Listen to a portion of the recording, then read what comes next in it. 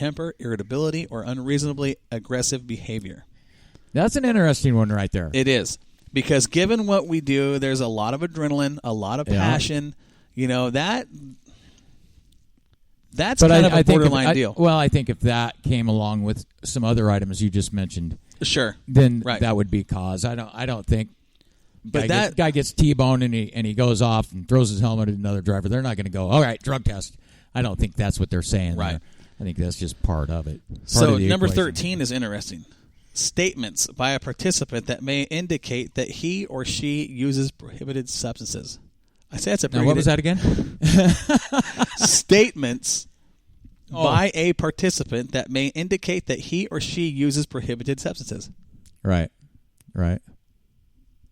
So here's one that just came in on the Swears Trucking chat line. I just got it. Yeah. Well, you got that one. Ahead. I got another one.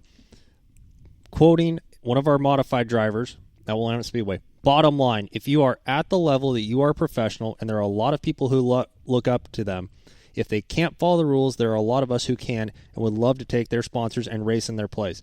It is very sad that anyone has to even fight this policy. The safety of yourself, or more importantly, your fellow competitors and the fans should never be in jeopardy.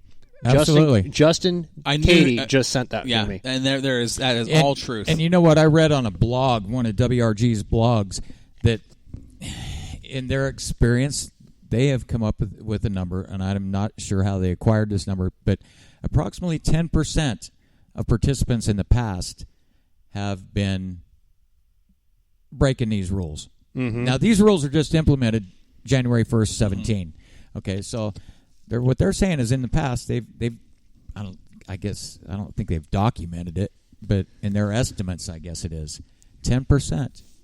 That's way too high. That's a lot, and that's why this has been implemented. A lot of why. Some other stuff you have highlighted here. Some other things they're looking at: extreme personality changes and/or mood swings. Yep. Noticeably declining personal hygiene and appearance. Yeah. Yep. Okay. That I think is interesting, given that a lot of these guys tour. You know, I mean, okay, let's say the World of Outlaw Sprint Car Series, they run 90. I think they're running 92 races this year. Yeah. Yeah, but how many of those guys are flying from event to event on a private jet, or have a hauler they can go take a shower and a shave in while they're going down the road? Not all of them. Yeah. Again, I think everything's taken into consideration. This is stuff they're looking for. Right. And I think some of this is interesting. And I think it has to be multiple of those, especially the two we really just talked about. Which I think this next one, 16, kind of sums everything up. All right. A pattern of abnormal conduct. Okay, that is a broad statement. I mean, that could be... Yeah, but if you think about abnormal conduct, I mean, you look at some of the people, I mean, like I talked about him earlier, and Jake, I'm sorry, I'm throwing you under the bus, buddy. Jake Maiden is one goofy son of a gun. He does not act. He does not act like anybody, like any of the other drivers I know. He's a goofball. He has his normalcy. Exactly, he has his normalcy. But if you take that out of context at the first race, they're going to pop him for a P-test. Okay. Well, good. And they can say that about any one of us right here at this table. Well, that's the truth, because we all have Dane Bramage. Well, I'll tell you right now, I'm not going to argue with you. The stuff I say in the mic sometimes, I'm surprised Jerry doesn't come to me and say, hey, pee in his cup. I like to be just as surprised as everybody else is what falls out of my mouth. I'll openly drug test for anybody anytime. Absolutely. Absolutely. Yeah, same here. Other interesting stuff in here. Evidence of attempts to falsify, alter, or modify prior alcohol or drug tests. Okay. Right. Participant is charged with, suspected of, or arrested or convicted for driving while under the influence of alcohol, drugs, medications, or other prohibited substances. So if you get in trouble away from the track, they're going to look at you. They're going to look at you. The participant is charged with, suspected of, or arrested or convicted for any type of drug-related offense. Now, I think the key in that sentence right there is the first and the last part of it, charged with, and the last one being convicted. So It doesn't matter if you've been convicted or not. If you're charged with it. Yep. Well, possession is 9/10 of the law. Yep. If you're charged with it, that's grounds to be put under the microscope. So this is all under. Okay, so this is all under. Corey, I gave that to you because you're such a better reader than I am. Well, this is just the way it broke down. I'm looking at how they did this. Rule A was by itself. Then there's B, and there's 6 And then there's subsections. 18 subsections under Rule B, and then it goes to C. These are individual things. There's no subsections on these. Right. The participant is charged with, suspected of, or arrested or convicted of driving while under the influence, alcohol, drugs, medications, other prohibitions, all that stuff we just talked about. The WRG receives information from a reliable source. Now, this is interesting. A reliable source that the participant is under the influence of alcohol, drugs, medications, or other prohibited substances on the day of a WRG event, or that the participant is using, possessing, distributing, or selling illegal drugs or other prohibited substances at any time. Okay? What do you call a reliable source? Well, is that I don't know, but up? Joel, you could probably elaborate more on this than I can. It'd be like a CI-controlled informant.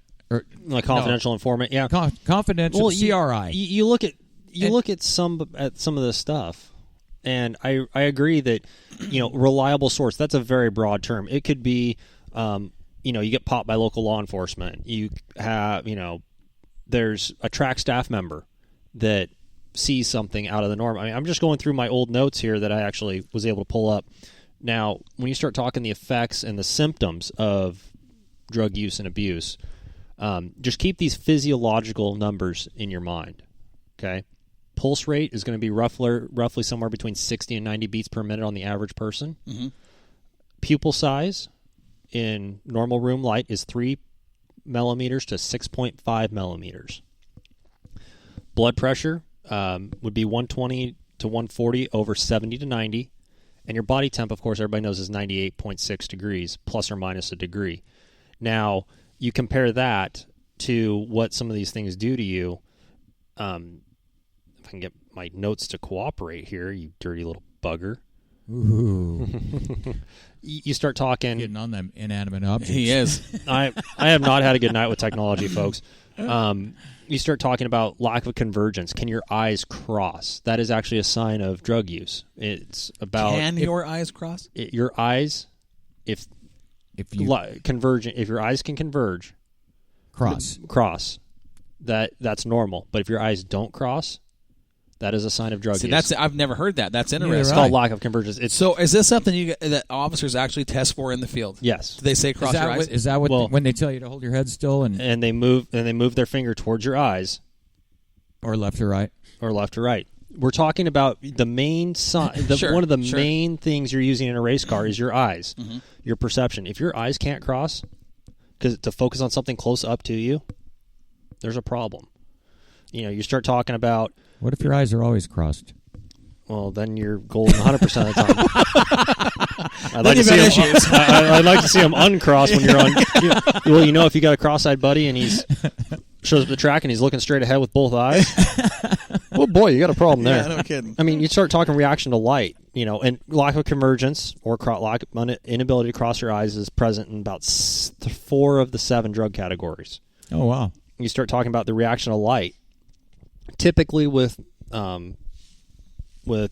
alcohol, with huffing or inhalants.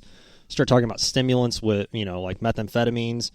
Narcotic analgesics is the broad term. Let's just go and call it painkillers or heroin. Okay.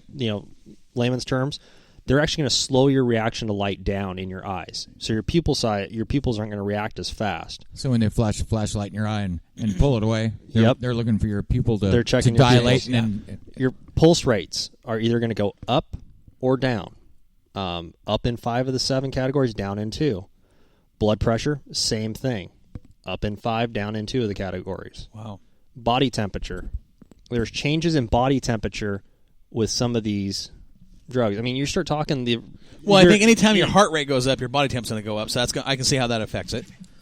Believe it or not, especially if you just got T-boned. Exactly. You start talking about these things, they're all going to inhibit your ability to operate a race car safely. Any car.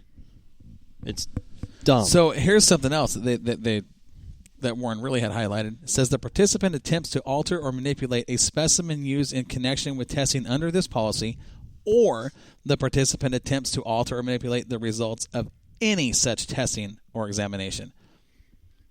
So if they get wind that you went to a doctor and took a test that come back like we've got this kid coming out of college, they're talking about him being a top draft pick in the NFL. He goes at the combines. They say, hey, they pull him for a urine test. It's a diluted sample.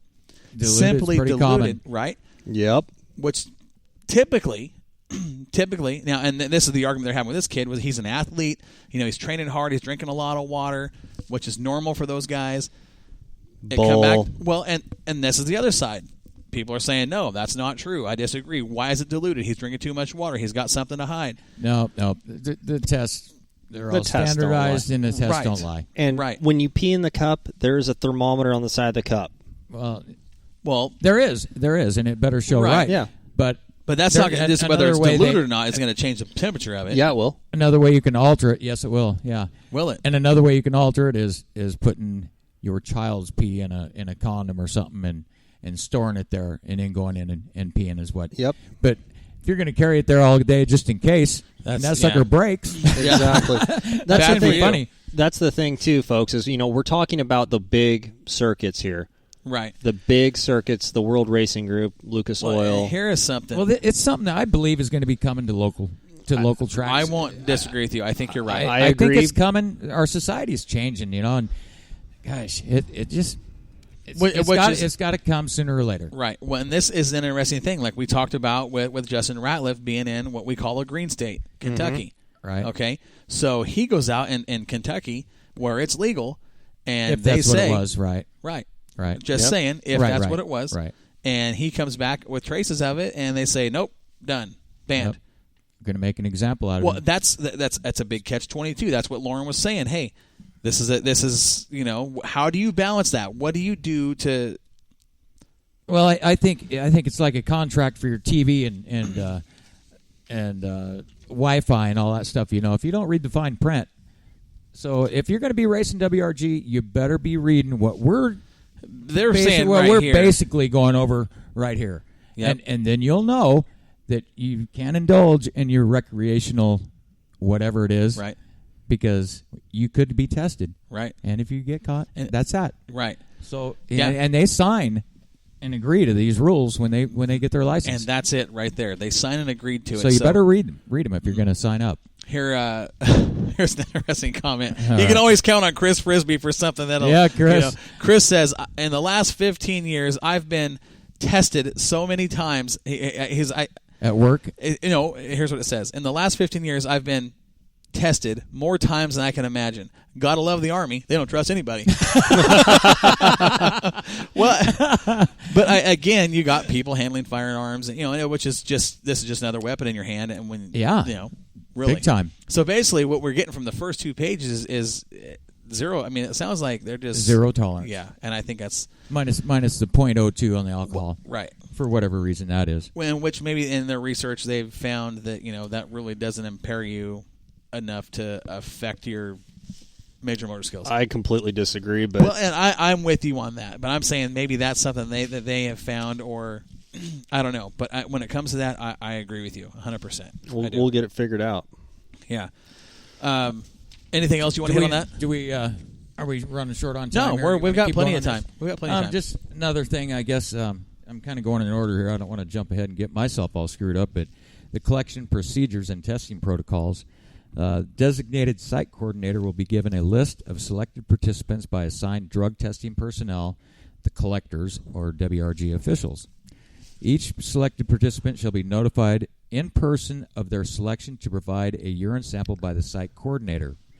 Each selected participant shall be escorted directly to the testing area by the site coordinator or another assigned WRG official unless a participant has a valid reason for delay in reporting.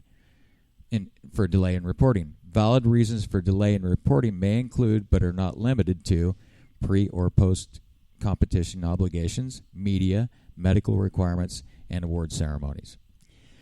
So basically, if they want to drug test you, they're not letting you out of their sight until you give that test. You can go ahead and go do your award ceremonies or whatever it is, but you're still going to test, and they're going to stick with you until you do. Wow. So there's no chance of going and grabbing that fake pee or celebrating whatever. and getting some champagne. Right. So say, I had some in Victory Lane. They were notified. Right. Therefore, they were notified. Sure. Yeah. So, if selected participant is allowed a delay in reporting, to the testing area, he or she shall be monitored by the site coordinator or another assigned WRG official until the selected participant is able to report for the testing